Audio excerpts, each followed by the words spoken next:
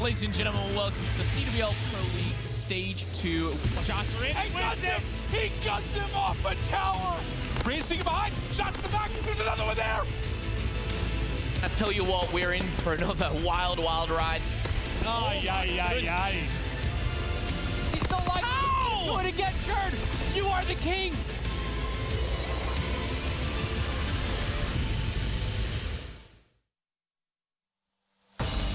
Ladies and gentlemen, welcome to the CWL Pro League.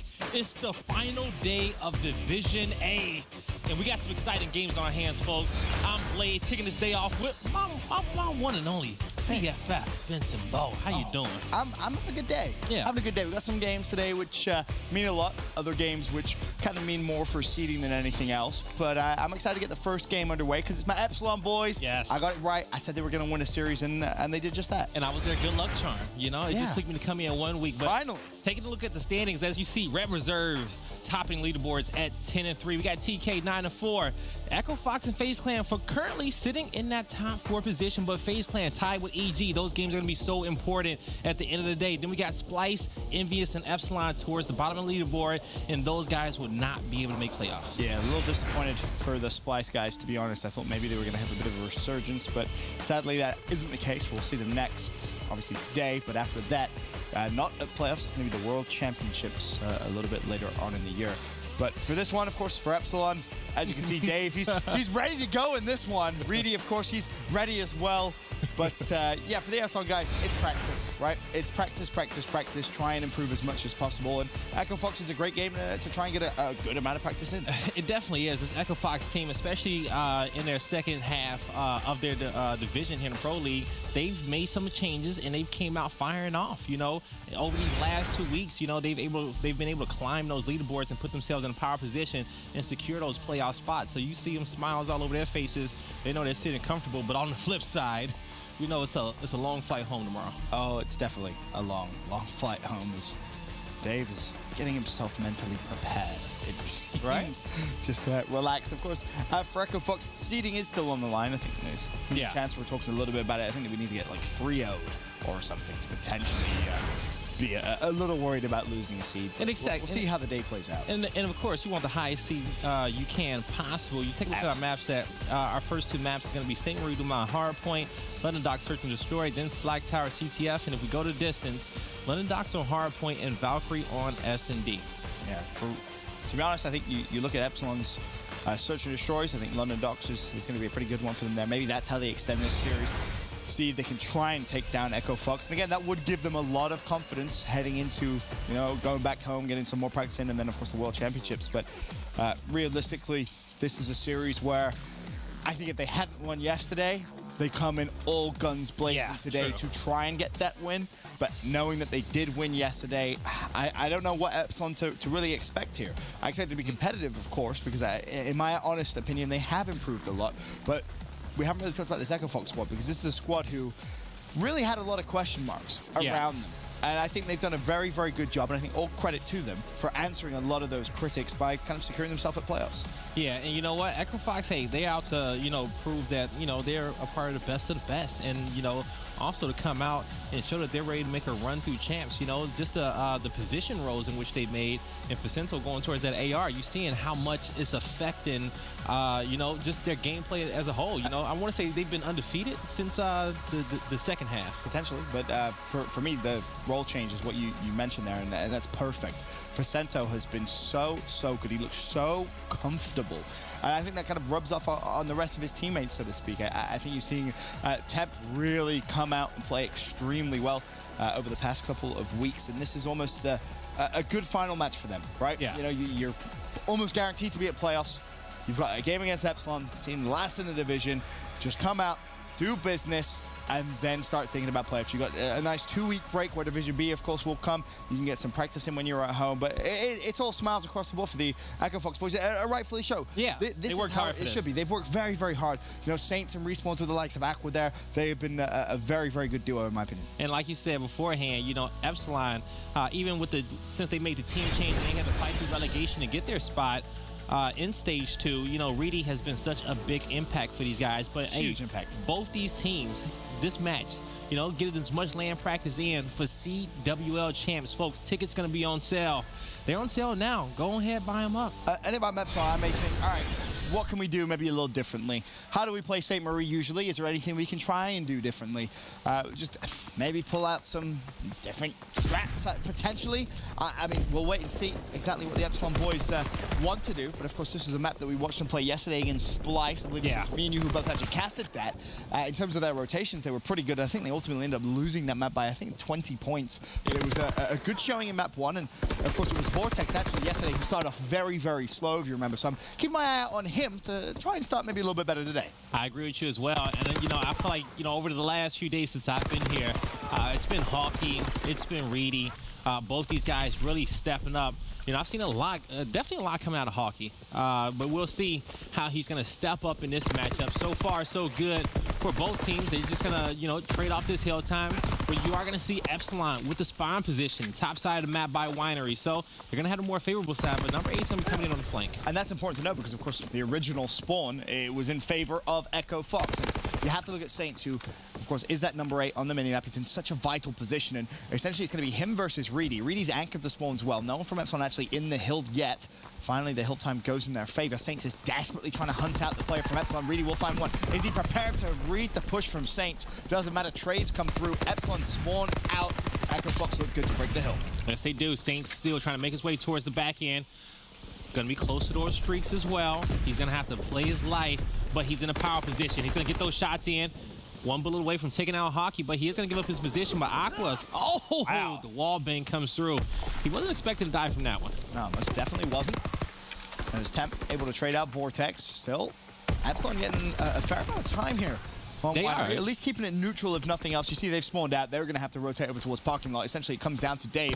How much damage can you do?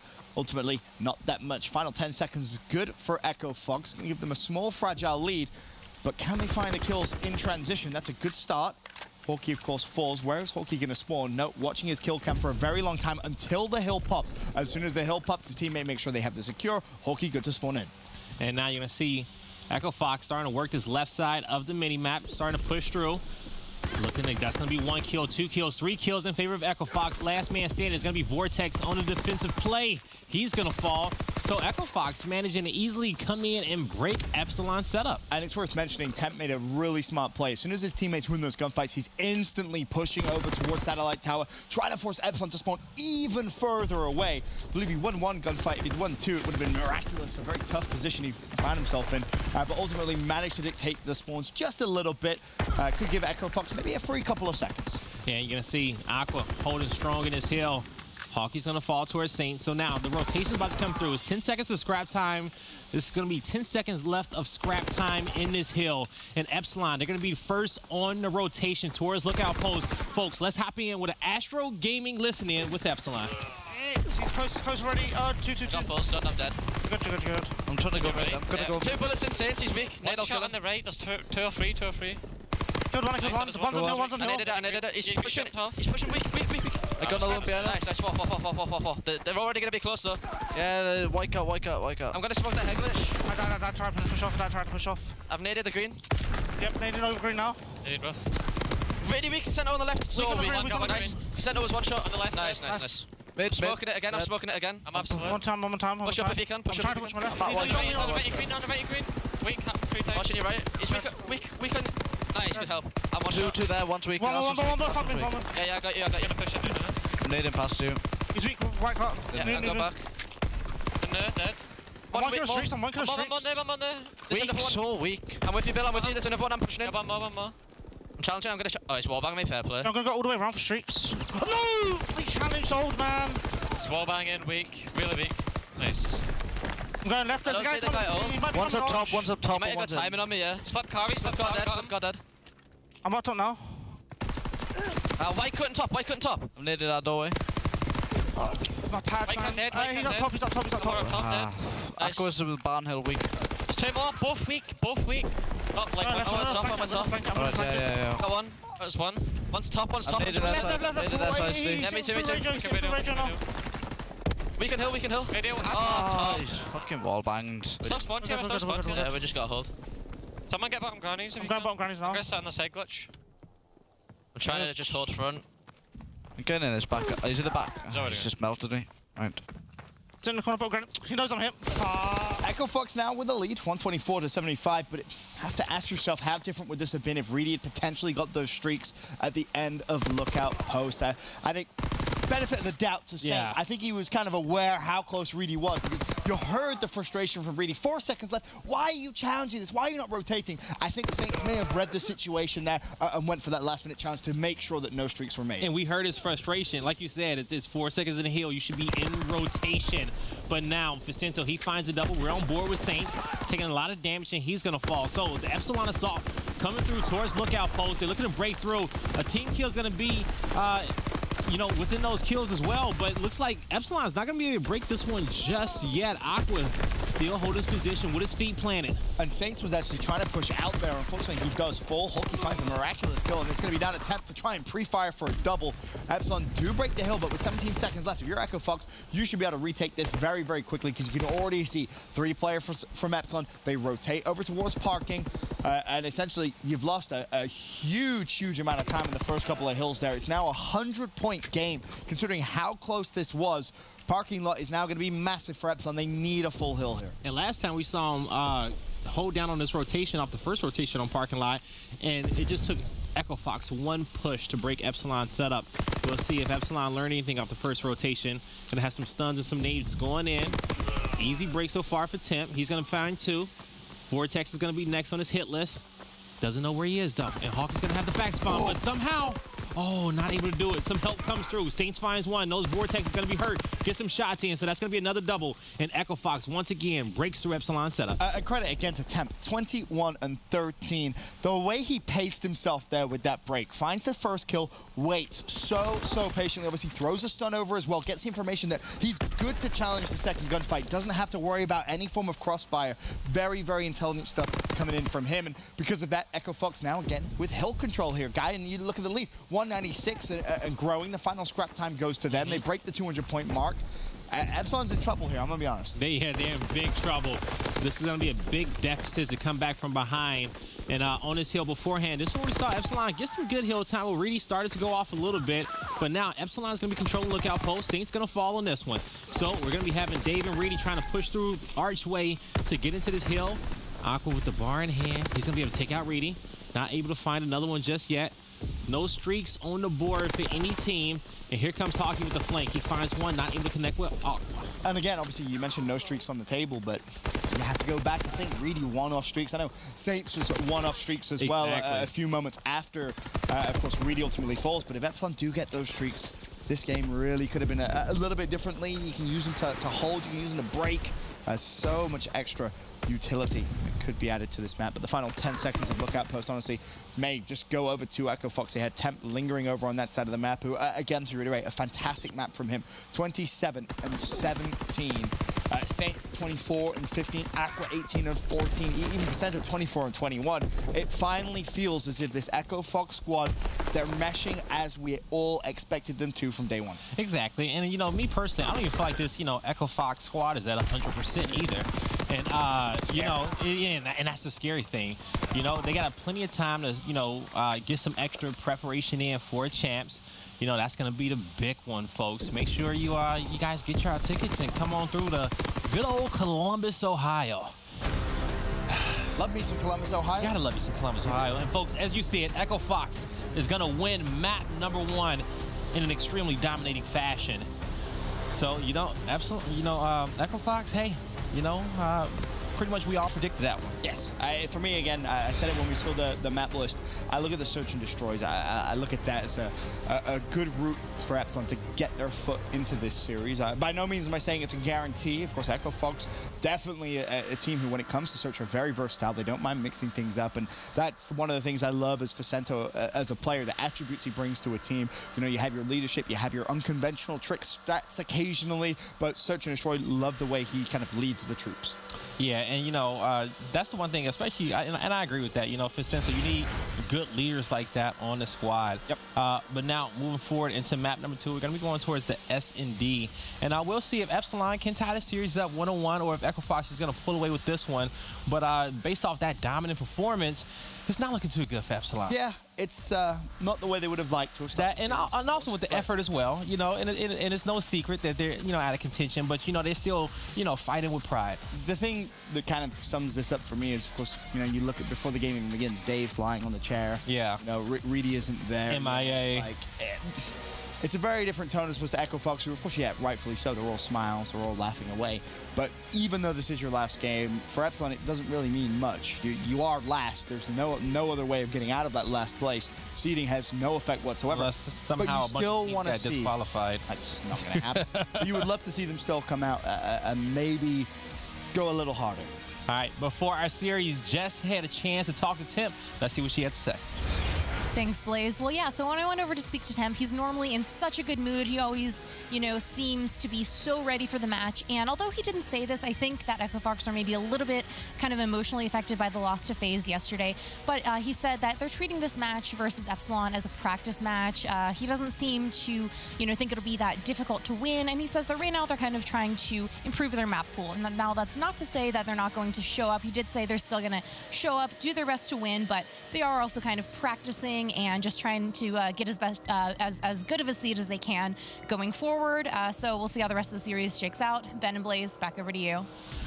Thank you, Jess. And as you kind of heard, they want to start improving their map pool a little bit. Yes. And you know, and I think that's a great way to look at it. This is a match it's not as much on the line, but those maps that you're bad at, you know, get them on a board and play them and get that land practice. And it's something I know Chance has been very vocal about on the analyst desk. Improve your map pool in series like this. And it's definitely the way to look at it, right? Yeah. It's still great quality practice. Epsilon is a good team. They're in the Call of Duty World League for a reason. So if Echo Fox find maybe, we've been struggling with X, Y, and Z, practice it. Yeah. Get it done, especially before playoffs.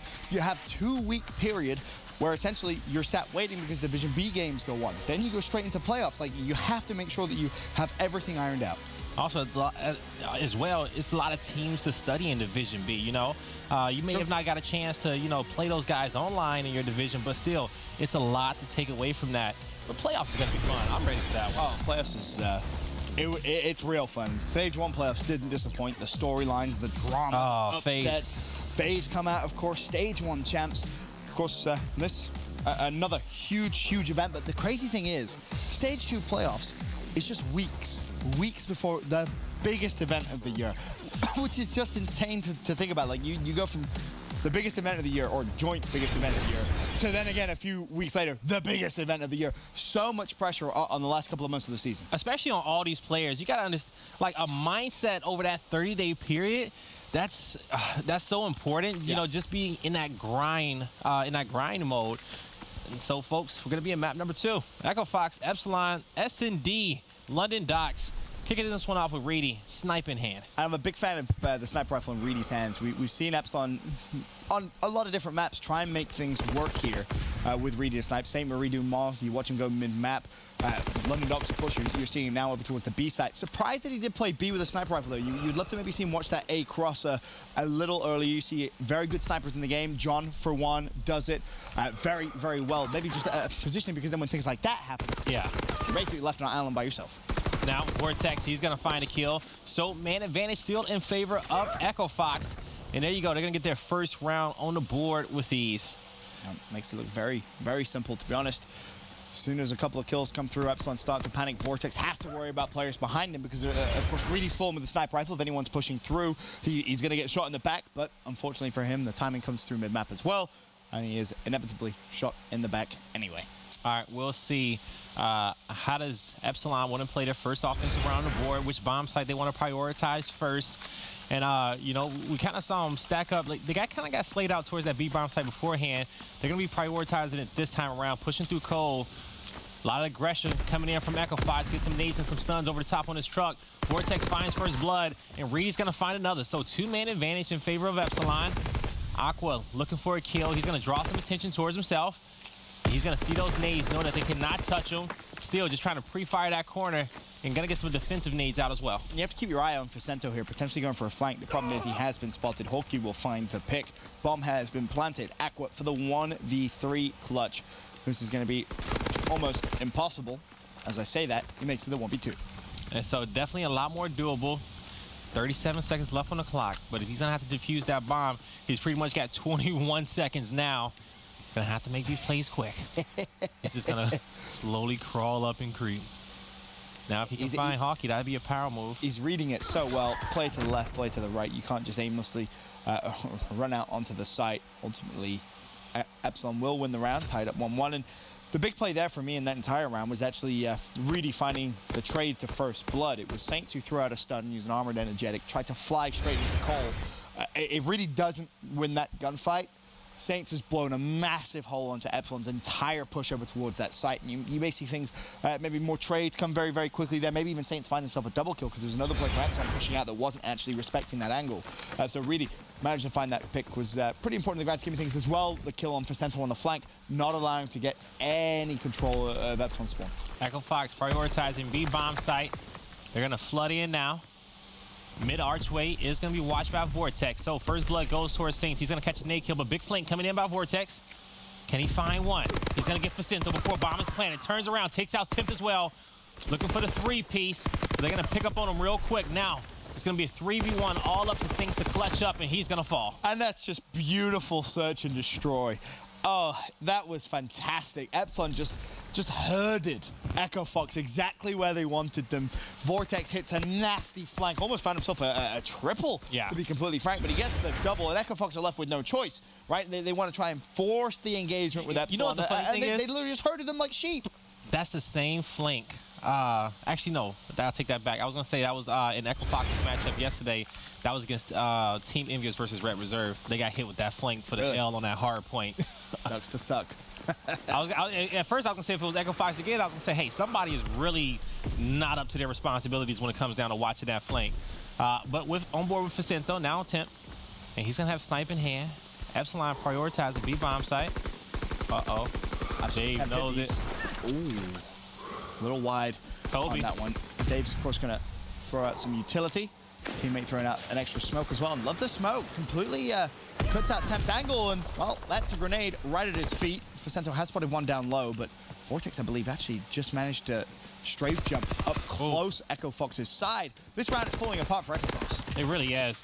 And you're going to see the two-man advantage in favor of Epsilon. Facento's trying to even out the odds. He does find one. That's going to be another one for Aqua. He's going to be trying to check his 6. They know one player is on the bomb site. With a quick pinch, they're going to be able to take him out. Now, that bomb never got planted. And they know this. The bomb's going to be down. They're going to spot Hawkeye as well. So, Epsilon, it's going to be in a difficult position.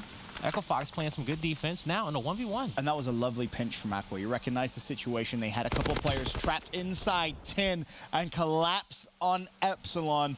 That is just a wonderful, wonderful play from Aqua there. And, of course, all smiles from Echo Fox again. Rightfully so. He wins the 1v1.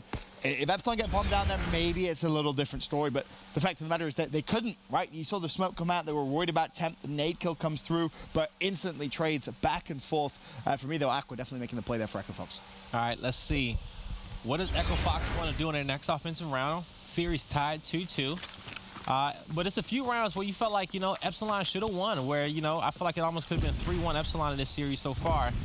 But we're going to see Echo Fox pushing towards his B-bomb site. Especially considering the fact you have Temp and Facento, both 1 and 4. You'd love to really try and take advantage of this. As really looking to potentially silence one of the Echo Fox players with a cheeky little wall bang, but nothing just yet. Nicely timed nade from Vortex. Tags up both players there. And Echo Fox, once again, they're stuck. Yes, they are. And Reedy, he's being patient with the knife angle. No. And he's just going to miss that one. So, man advantage in favor of Epsilon. Bomb's going to be in the hand of Facento.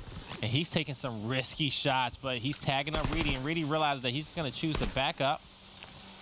Uh-oh. Get him pushed by Saints, but kind of almost baits him out. Vortex with the cleanup on him. So, two-man advantage, Epsilon. And it looks like Facento's going to try to get this bomb down towards Docks. In the rotation. Facento watching cross, and Dave's in trouble. That's a double. And nobody's instantly trade. It's the same as what we just saw when Echo Fox was on the defensive side, right? A 2v4, all of a sudden the kills just come through, and they make it a 2v2. Really trying to rotate, but now you almost have to wait for Vortex. Both players, of course, are going to be inside the site. Facento trying to get out, and he may actually just get fantastic timing here onto the two players from Epsilon. Yes, he is. There's the first. Unfortunately for Vortex, he's tagged up. He's going to be left running. They know exactly where he is. He's looking to take down one with bombs planted, and Facento, Temp, they're both being patient, and they're going to work together and take down Vortex. So once again, Echo Fox gets another round on the board. And that's 2 rounds in a row where the Echo Fox have been in a 2v4 situation. Exactly. One on defense, one on attack. Simply put, that can't happen. You cannot allow that to happen. Your trades have to be better. You just group, right? In that situation, you can allow Echo Fox to plant that bomb in tin. You have a 4v2 situation. There's no reason to panic, send 2 players rotating, leave 2 players at the other side. Just play as a Just squad. slow it down. Yeah. Just slow it down. You don't have to be that fast with it. And so, bomb's going to be in the hand of Epsilon. They're going to be prioritized. A little indecisiveness if you take a look at the mini-map. At first, they had a few players going towards B. Now they're going to double back towards the A site.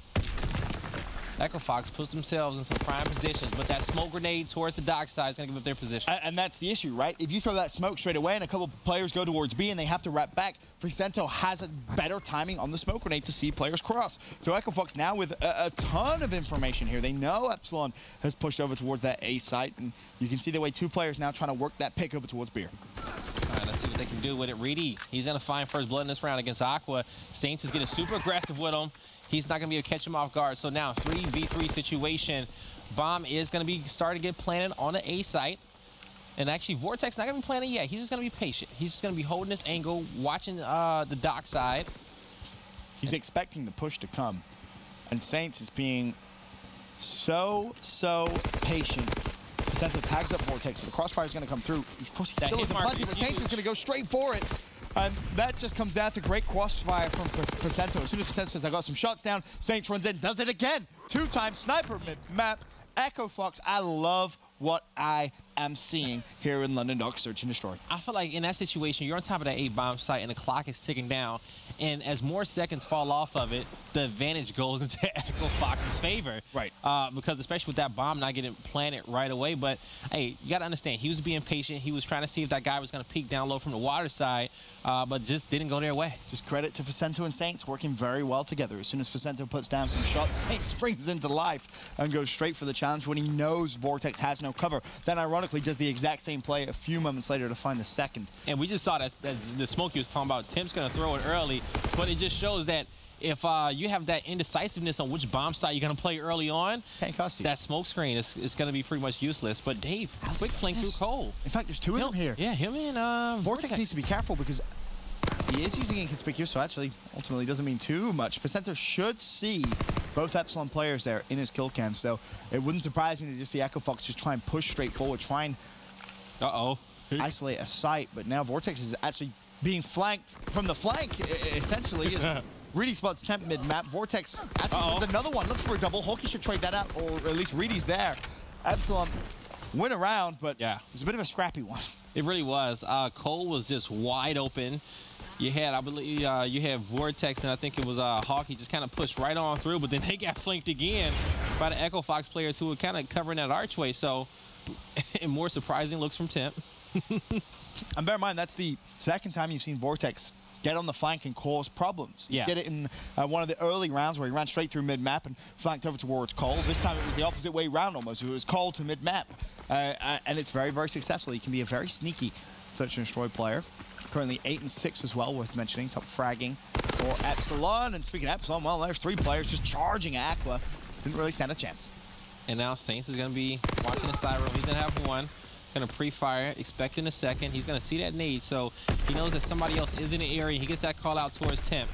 Temp's going to tag him up, but he's got snipe watching the Saints. A few missed shots, and he's going to fall and put that man advantage back in favor of Epsilon. It's going to be up to Temp and Facento to try to play good defense and clutch up. This bomb is going to be towards the B bomb site. And you're going to have, actually, Facento back up a little bit. He wants to be a little bit patient. And here's the thing that scares me. Facento has done this so many times in a 2v4. He's in the corner. He knows he can't get out. Puts himself in an island and says, let me just try and even the odds. Temp whiffs a sniper rifle shot, but that's a free kill on the bomb planter. Bomb did not go down. Now Facento scrambles back towards his teammate after he won an engagement on the other side of the map a little earlier in the round. Now you got yourself a 2v2. Oh, the confidence. They get the call out on Hawkey. Just... That was a great push by Epsilon towards the end, but just bad timing. That would have been another 2v as well there for Echo Fox. That would have been the third one. That would have been the third, yeah. But this time Epsilon learned from their mistakes. I'm surprised Vicente wasn't able to get that kill on Reedy towards the dock side because he was trapped in a difficult position, but got his health back. That would have been crucial to put that man advantage back in favor of Echo Fox. Now let's see, with the score tied 4-4, how does Epsilon, well, how is Echo Fox going to play this offensive round? No player picked up bomb, so gonna have Temp double back for it. No, Reedy not with a sniper rifle now at the B site. Dave gets great control of Cole and instantly finds himself first blood. Reedy is watching lights, and I don't think Echo Fox are going to expect this because traditionally Reedy plays a little further back, and honestly, it wouldn't surprise me if Saints just charges around the corner without expecting someone to be close left. And in fact, Reedy makes them pay. That's a double, all from a minor adjustment. And those are the type of minor adjustments that are so key. But, you know, some players, you know, it's hard for them to realize when they should, you know, kind of switch it up. But usually, you know, every 2 rounds, you know, try something different because you got to think that your opponent is making adjustments as well to trying to adjust to what you're doing around beforehand and counter you. Vicente 1v3, seen him win a fair amount of these throughout his career. Is this going to be another one? Well, not with shots like that, it's not. Epsilon 5-4 up now here in the search and destroy. Of course, they're searching for their second win here in stage 2, looking to double what they did in stage 1. If Epsilon wins this, I'm like 80% confident they're going to win the CTF. 80% confident? 80% confident they're going to win the CTF if they win this map. Okay, wouldn't surprise me. I think hard playing against Echo Fox is a little tough, if I'm honest. I think you expect Echo Fox to come out and slay very heavy. I believe it was a Valk search game 5, which, if it did go the distance, I think that could be pretty much anyone's game at that point. All right, let's see how does you see Echo Fox putting themselves in some prime positions, getting super aggressive, and you know, really not a lot of nades coming out for Epsilon. You know, these players from Echo Fox, you see number 4 and number 3 get into these power positions. Here's the problem with this attacking push, though. Look at number 3 on the mini-map there, Vicente. He's so far pushed up in tin. He has so much information. So essentially, you can say to the rest of his teammates, hey, someone watch mid, and the rest of you guys just stay at B. If anyone comes over towards that A site, Vicente should at least, a minimum, be able to trade out his own life and delay the Epsilon push. Epsilon have left this so long. And here's the double back. You see the mini-map. So Epsilon is going to say, hey, you know what? Just drop back towards the A site, and this is where Vicente can go big. Well, there's the first shots. Can he at least trade out his life? Finds the first. That's Hulky. Cooks an 8, expecting someone to push, but it doesn't come. Now you see Echo Fox rotate. It's a beautiful search and destroy round from them. They make Epsilon pay for what, if I'm honest, looked like a very indecisive attacking round. So much patience in the beginning of it by Epsilon. And they were trying to see if Echo Fox was probably going to give them a look, but why would they? I think for Epsilon, what they were expecting is Saints has rushed into their spawn several rounds now. Whereas this time, Echo Fox say, hold on, no. We're being given site control. We're being given map control. Let's just play patient. And that's kind of what we talked about beforehand when it comes down to switching up what you're doing every 2 rounds because the opposing team is trying to plan for that, right? And we saw Epsilon, they planned for it on this last round, that match point, for Saints to be super aggressive, and he switches up. He says, nah, I don't have to move. And now if you're Echo Fox, you can almost blind read that they have to be aggressive. Because being passive didn't work. The stuns come out, and you know it's a B push. And there comes first blood for Temp. Can he find anything else? Not going to happen to trade. Saints wants to be super aggressive, though. That doesn't work out. Aqua's going to drop as well. Echo Fox from a fantastic round prior to a pretty shambles one this time. For Sento, another 1v3. Failed to clutch it last time. Vortex is tagged up, but with 60 seconds left and 3 Epsilon players staring directly at him, this should be damn near impossible. It really should be. He's not going to be able to see Reedy on that bomb plant. He's got 10 bullets left in his gun. He's going to have to reload soon. Now, backing up. If he can find 1 kill. He needs to kill Reedy. Reedy's priority number 1. He read Vortex. He knew he was to the right. And when you know where both those 2 players are, you can assume the third is obviously going to be over towards the left Cole side. But not able to find the first pick. And, well, Epsilon went map 2 just like we thought they could. You know what? And I think this one is going to end up having to go the distance now. You know, I think we may end up seeing a game 5, Ben. Maybe. I ain't saying anything. Don't say nothing. You know, this is you know, my juju. Temp looks borderline confused how that just broke down. But all right, folks, as you see, Epsilon fighting for that pride. They're going to be tying this series up 1-1. When we come back, we got Flak Tower CTF.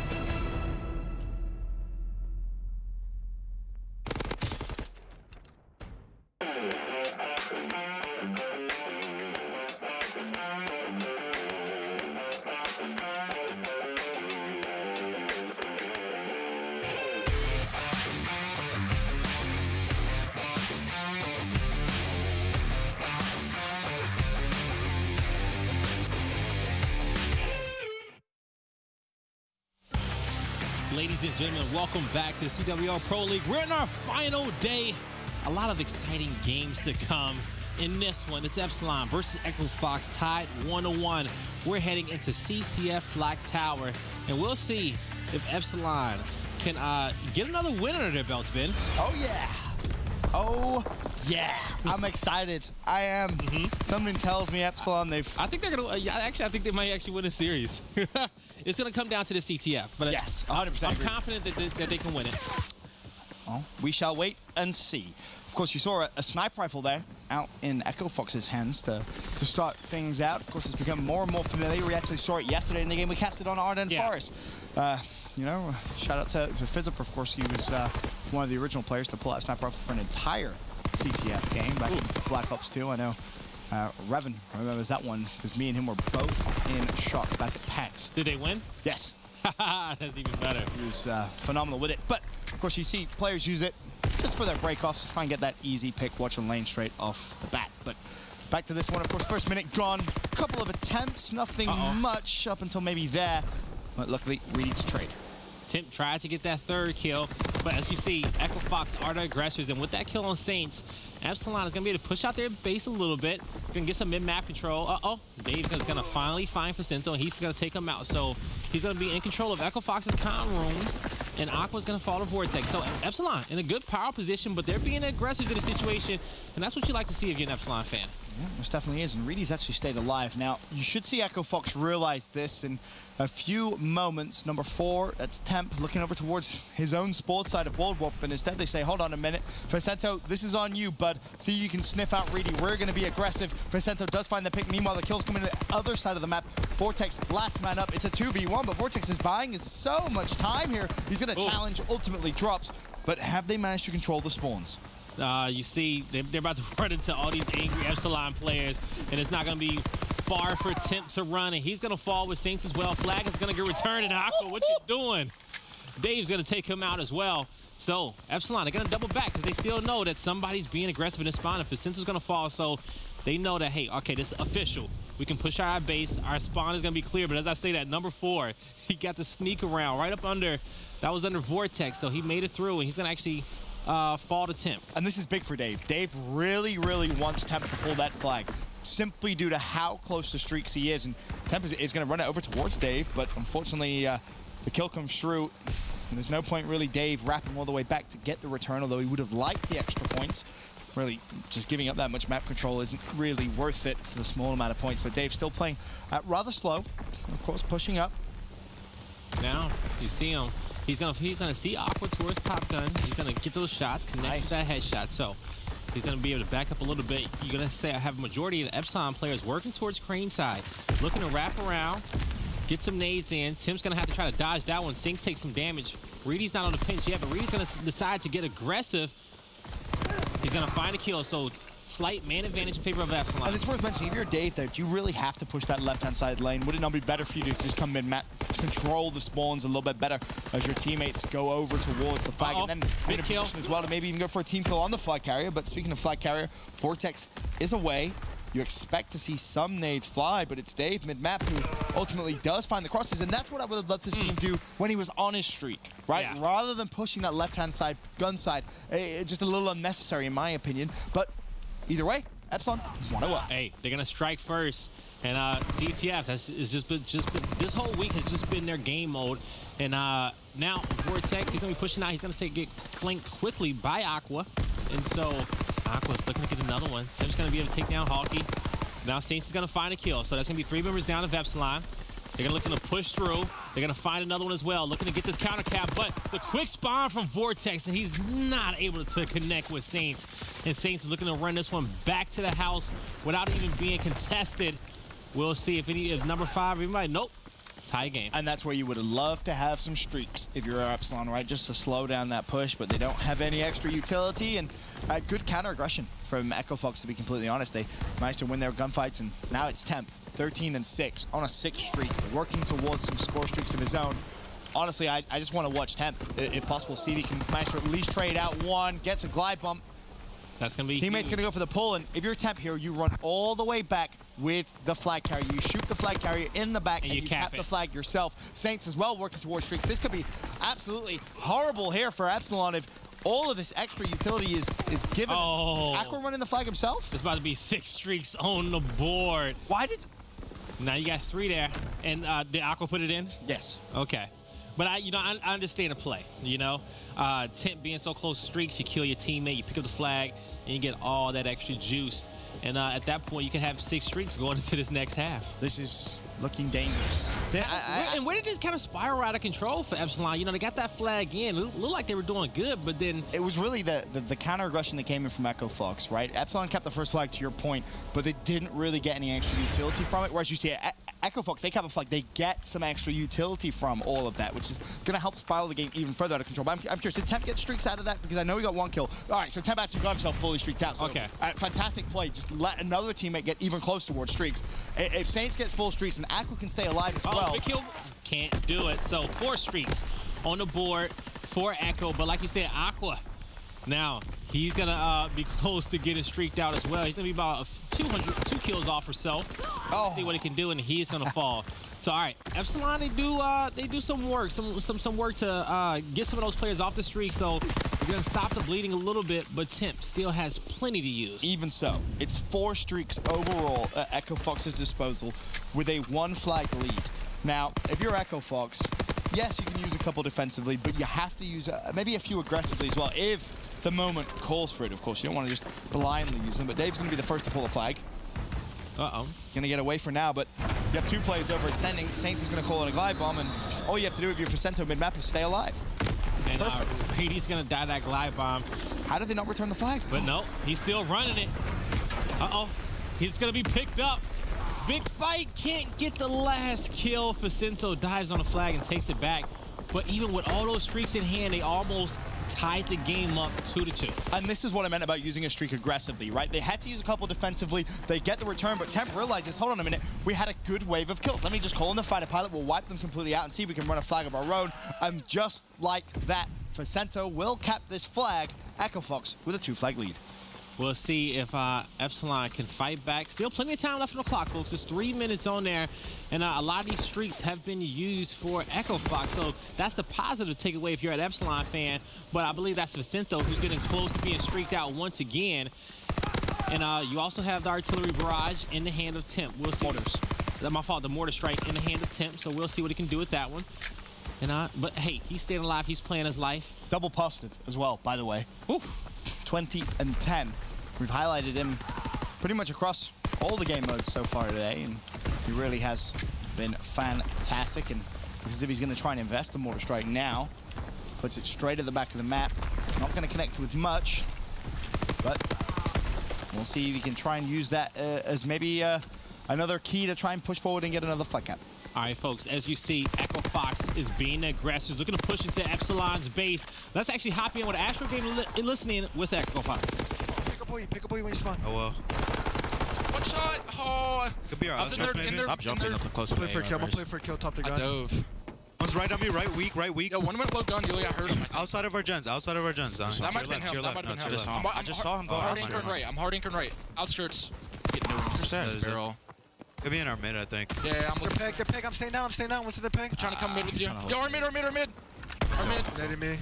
Like the peg. I think there's another one on our left, bro. I think they're all spawned. Outskirts. That's the first closest guy. I'm going right side. I'm holding mid right now. Really? They could be our fucking left. They could be our left. Alright. One's outside their mid, down. One shot. Top left. Gens. Top left. No, Gens box is weak. These are low green. They're low green. Seven's Dave is low green. I think he's on low I green. just got stuck right. I killed him now. As you can see, Echo Fox getting it done. Good communication by those boys. As you see, they're kind of turtled up in their spawn. They're looking for Reedy. They're going to actually be able to take out Reedy. And now they're going to have 2 players from Epsilon pushing forward. Epsilon's going to have to be able to pull this flag and then be in position to pull another one.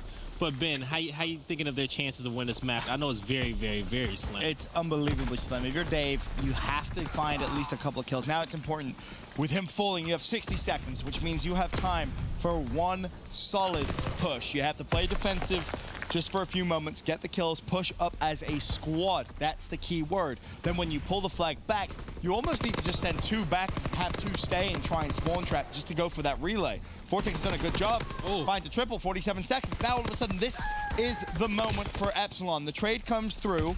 Momentarily, 4 players were down for Echo Fox, but you have to be quick. The kills have to come through. I want to say all the streaks have been used for Echo Fox as well. Yep. And so that's the positive of it. Vortex is trying to pull this flag, but the spawn's coming in towards that green side, and Aqua is going to find a double. The next closest player is going to be Reedy. Over. And that's it, folks. It's not going to be Epsilon winning this map. Bad prediction by myself. But, hey, Epsilon, they struck first, right? Yeah. You know what it was? You know, when Echo Fox even out the odds, well, my fault, I take it back. When Epsilon scored, it was only about, I want to say, like a minute and a half left in the first round, and then they started to turtle up. They started to turtle up and play somewhat defensively, and then when Echo Fox got super aggressive, they just ran 2 flags back-to-back, had 3 players, 1 player fully streaked out, had 2 other players close to it, and they just, you know, they took the map from that point on. I think the big issue there is you can't let Temp run around as freely as he did, and you know, ultimately drop as many kills and as few deaths as he did. A wonderful, wonderful map from him. And Echo Fox, but just cool, calm, and composed. Of course, we went to a brief listening with them, and they sounded just calm, relaxed, as you would expect that squad to sound in those types of situations.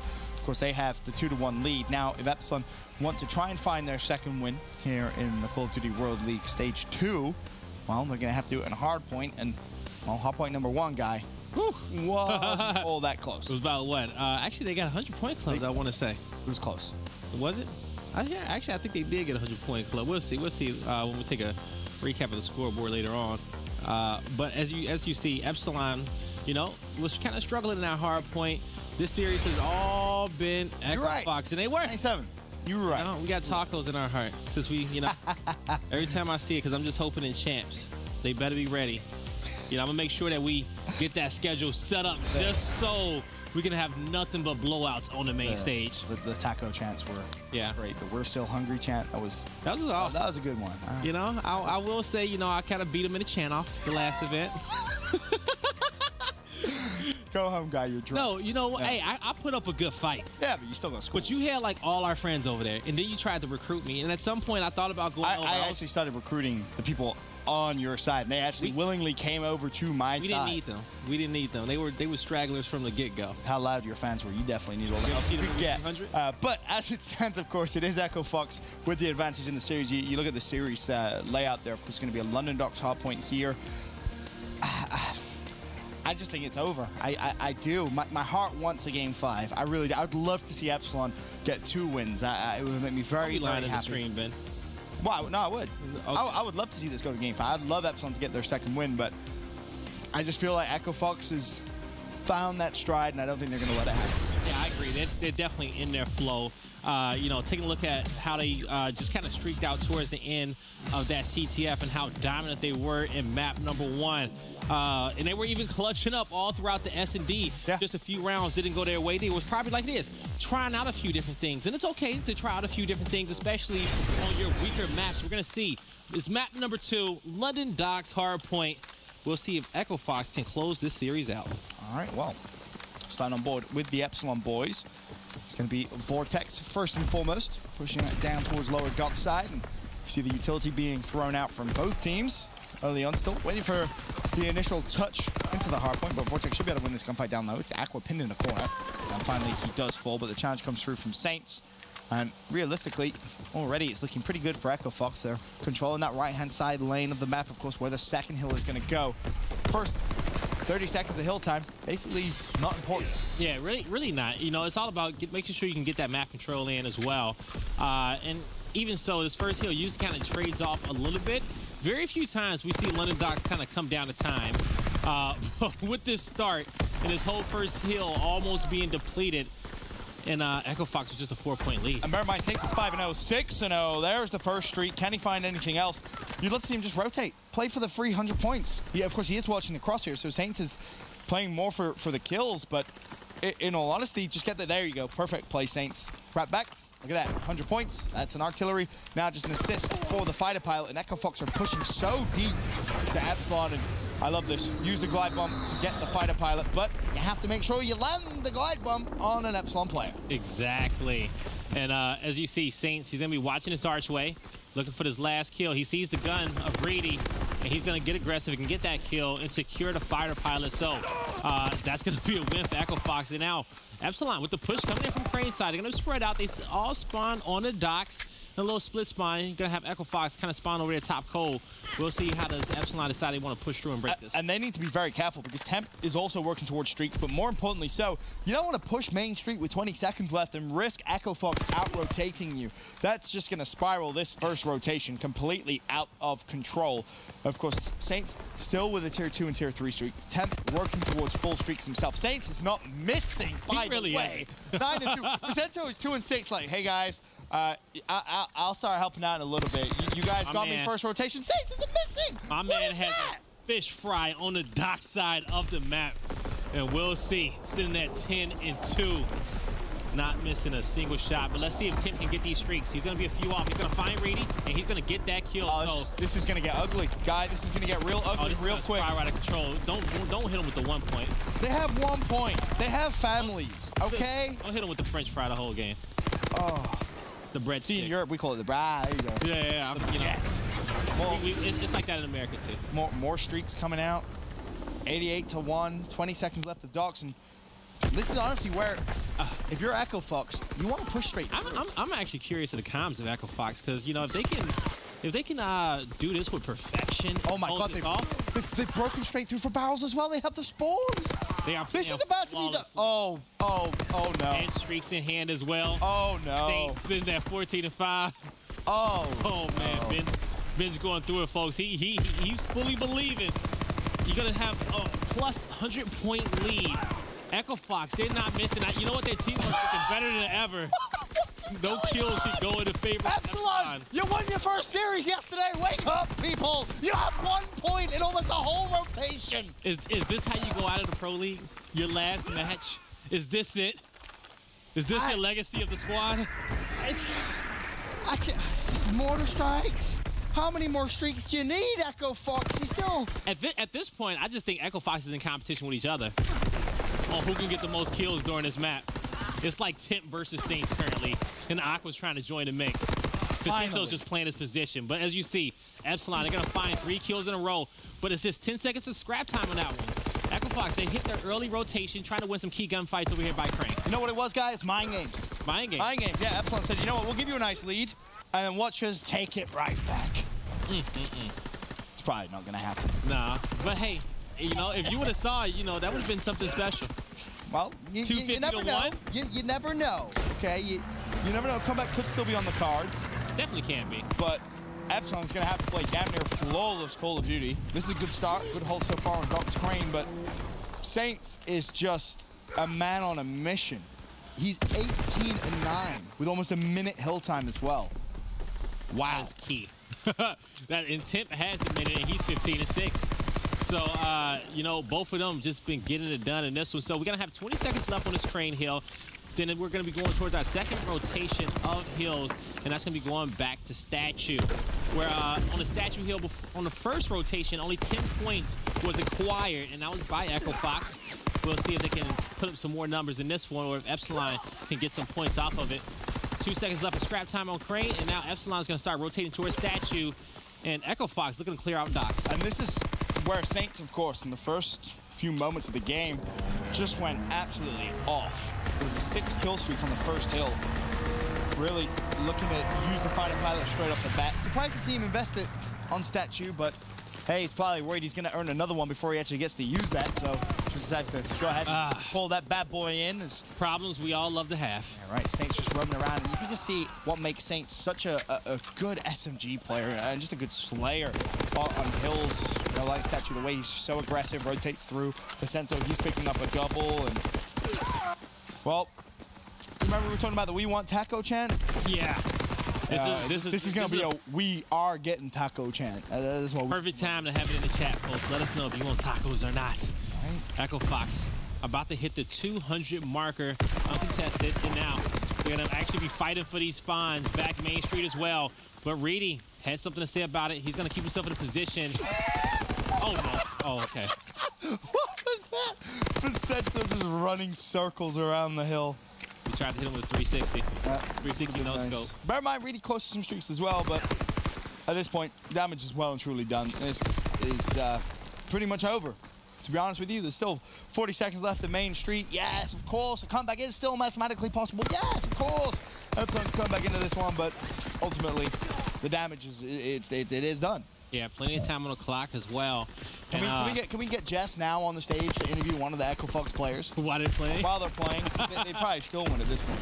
Oh, and as you can see, 18 points left in this one. So we might not actually see our 100-point club. We'll see what Echo Fox in this rotation. This heal is about to go towards Dockside.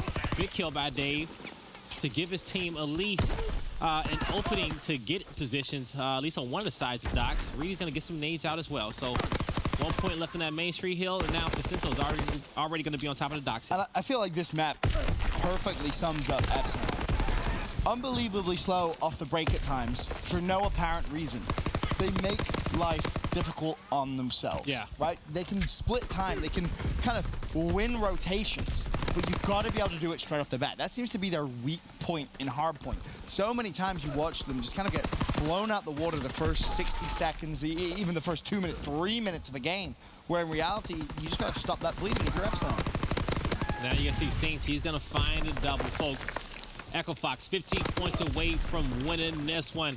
It was a 100-point club in the first hard point, and it's looking like we're going to get a 100-point club in the second one as well. Echo Fox adds another win to their tally, and that's going to be all she wrote, folks. And that's just 3-1 victory. A tremendous performance from Saints in that game 4. An absolutely blinding performance from him, and rightfully so. Echo Fox smiling. I'm sure Facento's like, hey, we kept him in 1 point for a damn long time. So I was like, yeah, we sure did, but sure did. But again, Saints, a wonderful, wonderful performance from them. For Epsilon, that is their last game of Stage 2. They equal their record, of course, from Stage 1. For them, it's more about going home, practicing for the big one. For Echo Fox, well, you get another shot, of course, at a big event. You've got playoffs and then the big one. There you go. Yeah, the second biggest event, Stage 2 playoffs. And that's going to be big for those guys to get that practice in going into champs. And, you know, we're going to see who win it, because Stage 1 was a big surprise. You know, we had a team come from the losers bracket and win it. Yeah, FaZe, of course, a tremendous run. And, well, of course, FaZe themselves, we'll see them in action later today, see if they can actually get to the Stage 2 playoffs. Excited to see that the rest of the games throughout the day, guy, kind of unfold. And especially our last two. Our last two are very Get your popcorn for those folks. Partly because, obviously, trading shots, I said Epsilon was going to win. I know Maven may be right as well later on in the day. All right, folks, as you see, Echo Fox wins this one 3-1. But don't go anywhere. We got a lot of Call of Duty action left in our day.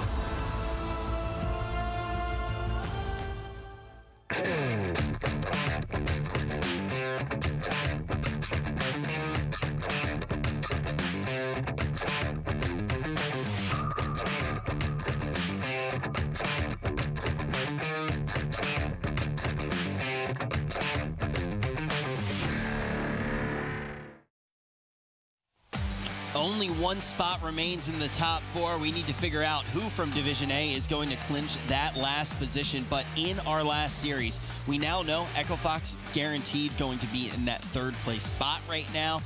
But Epsilon, hey, look, it already was looking rough for them. My name's Rich. I'm going to be your host. We got Chance and Nameless here. We're going to talk about everything. And, you know, Chance, you said something very smart before we even went live here. You always do. You always do, man. You said we got to look at the reality of these two teams, where they really are, what they're going to be playing for. We have seen a lot of matches out of Epsilon, a lot out of Echo Fox. And when we talk about Epsilon and Echo Fox, we have to say, okay, how's Epsilon going to look at champs, and how's Echo Fox going to look at playoffs? Let's start with Epsilon. How do you think they'll actually perform at champs? Well, they have a long time. They have, what is it, like a 2 months basically before we actually get the ball rolling for that, or a month and a couple weeks, whatever it is. They can watch every single team that they're going to be potentially playing against. They can game plan specifically for teams, and they have the obvious routes for improvement. So, like, even what we saw in that series, right? They get this 6-5 win in S&D. They're a team that can win searches on a mildly consistent basis. They're a team that, like Reedy, for example, does a lot of smart things. He's more creative as much as you can be in this game than any other pro. Like, he's towards the top in creativity. They're going to have to find stuff like that to bring it together. But, like, at Anaheim, for example, 5-1 record in CTF. They have one great game mode. They were bad in the other 2. I think their main focus needs to be getting good at least 2 game modes. Like, I don't expect this team to ever be consistent. They've had time already to get better, and they haven't really gotten too much better. They win maybe a map a series. Like you said, they have a lot of time. If they go back, they watch some gameplay, they can improve.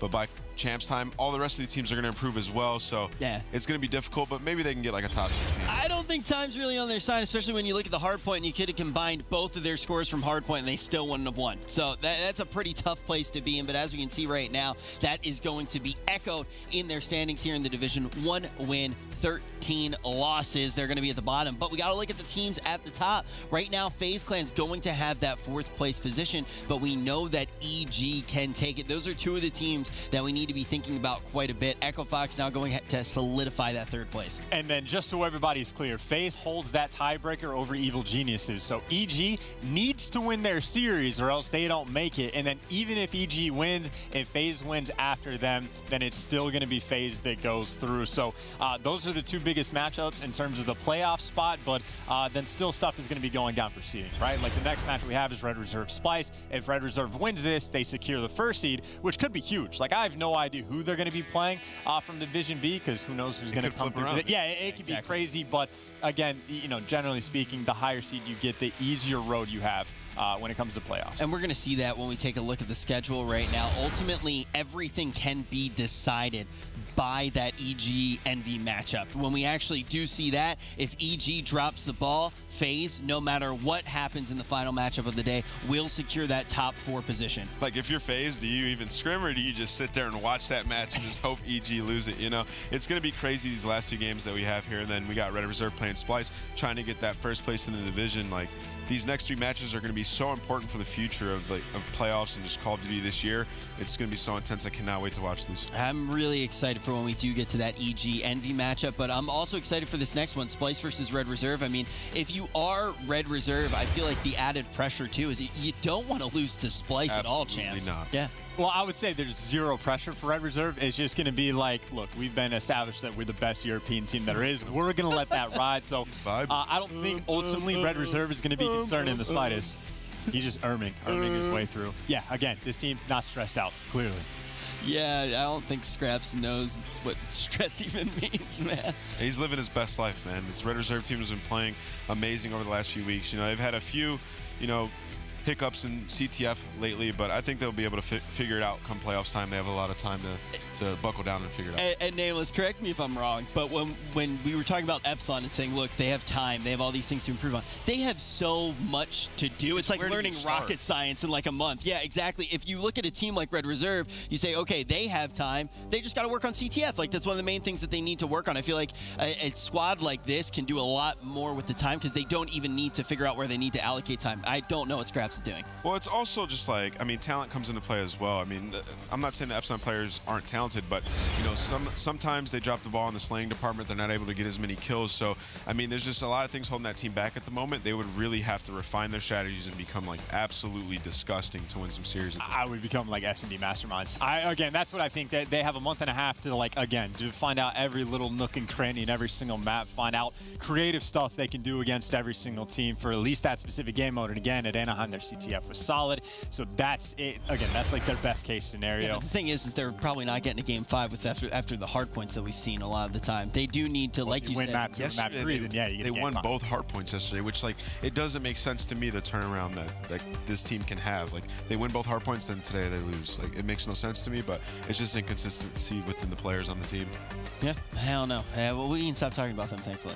Well, I was going to say, there's something to be said for, like, after their first 2 weeks, they knew they weren't going to make playoffs. Like, their dreams are dead early on. They've had nothing to play for. You come to champs, it's a chunk of a $1 million prize pool. They're going to be a little bit more motivated to play. Small factor, but no, I do think the thing is also every time, but does this fade? I mean, as a player, that's going to be like the big question that I would ask you. Every time we went to, like, well, look, we just saw for Red Reserve, we literally just saw Scraps, like, I don't know, he's making a music video out there, like listening to Avril Lavigne. I don't know what he's doing. But you look at Dave, and every time it just looks like he is ready to just, like, take a nap and cry. Like, yeah, it's vibes. Yeah. I mean, well, they're on top of the leaderboards. Of course, they're going to be in a good mood and feel amazing. When you're losing, you're not going to be in a good mood. And, like, you go into the series thinking, like, hey, we might lose this. It's going to crush my day once again. And it becomes like a pattern. So, I mean, it's tough to break out of that. But once you do, like, you see Scraps, he's up there so happy, like he's been winning. Like, that's a good feeling to have. And they just haven't had it in so long, so it's tough. Yeah, Epsilon only knows the taste of defeat. But, guys, we're going to jump to a quick break. When we return, it's going to be the Battle of EU. It's Splice versus Red Reserve.